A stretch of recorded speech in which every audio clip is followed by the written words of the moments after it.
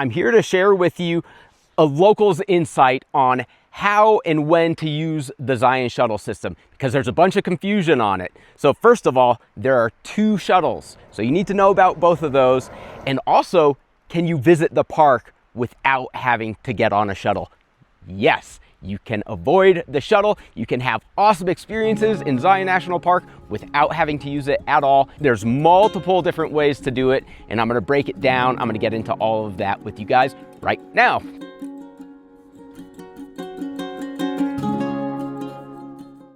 Hey guys, Seth Hamill coming to you from Zion National Park. I'm a local guide here, and I've been guiding and teaching nature photography in the canyon for 13 years. First of all, you kind of have to have an understanding of the different regions of the park. So take a look at this map right here.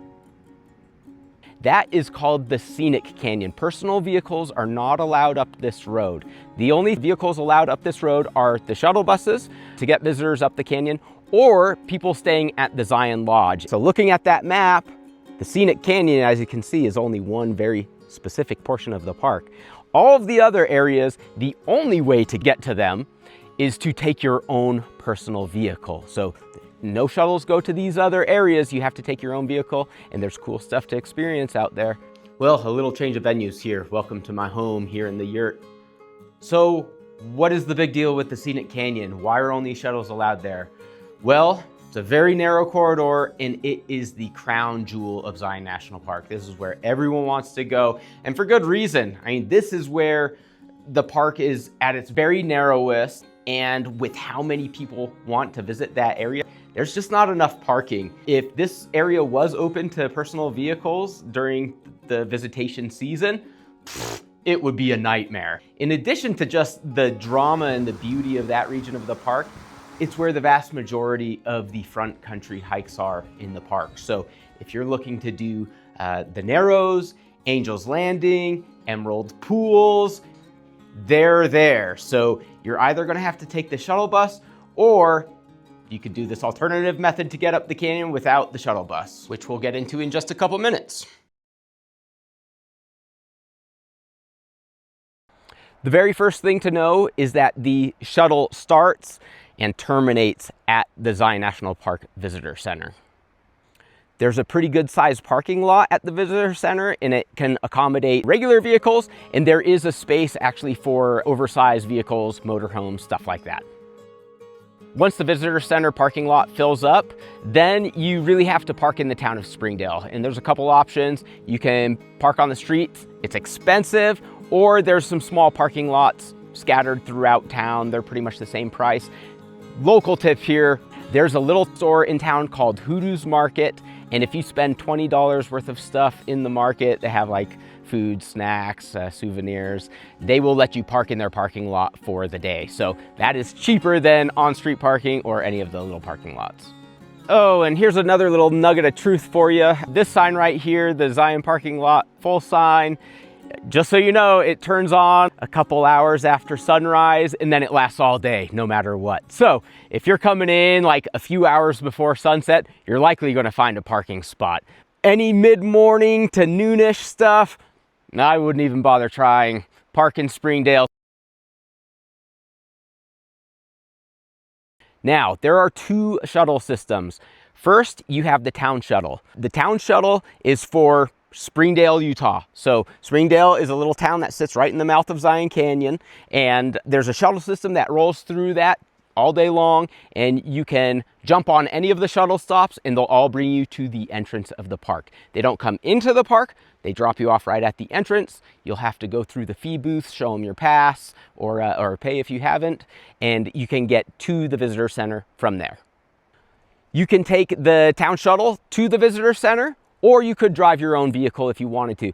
Just be aware, if you don't get there within the first 2 hours after sunrise, it's probably going to be pretty hard to find parking.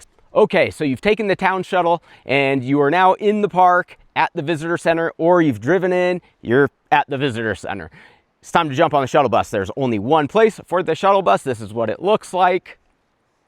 And the shuttles have a schedule that changes throughout the year. I've pasted a link below. That way you can take a look at the date range that you're going to be here and see what the schedule is going to be. Okay, now that you guys know where to park to get the shuttle, now we need to cover the topic, do you need to ride the shuttle to visit Zion National Park? And as I said, no, and there's multiple different ways to do it. Like I mentioned earlier, these 3 zones of the park each are accessible without the use of the shuttle, and each one of these areas has hiking trails. I'm attaching a link down below. This will take you to Joe Braun's website. He has by far the best website with all of the different trail descriptions in the park, and they're broken down by separate regions. Each of these areas host awesome hikes that you will be super impressed with, and you'll really be able to avoid more crowds by visiting these areas. Okay, now that we have the understanding that the Scenic Canyon is the only place that requires a shuttle, now it's time to talk about how to experience the Scenic Canyon without having to jump on a shuttle. Okay, so you want to avoid the shuttle, I see. Very good.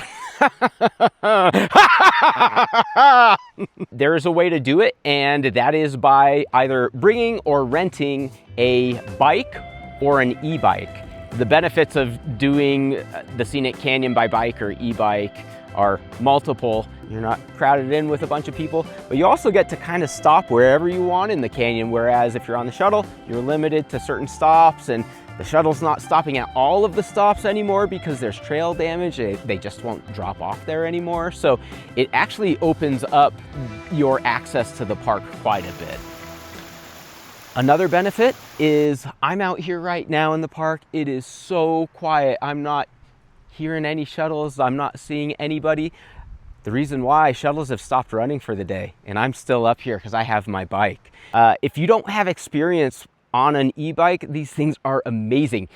You kind of initiate the pedaling, that machine takes over. So if you're worried about fitness stuff, do not worry about that. As long as you can keep yourself up on a bicycle, you're all good.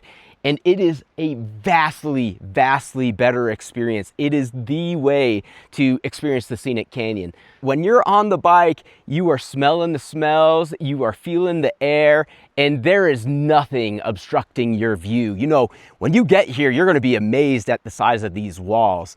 You have to look way up because it's a narrow corridor in here too. So having the experience of doing it on an e-bike, the experience, I know it's a little bit of money, it is worth putting out. Highly recommend it if you can pull it off. So there's a lot of outfitters in the town of Springdale that do regular bike and e-bike rentals. I worked with Zion Adventures for many years. Awesome company. They rent e-bikes. Highly, highly recommend them.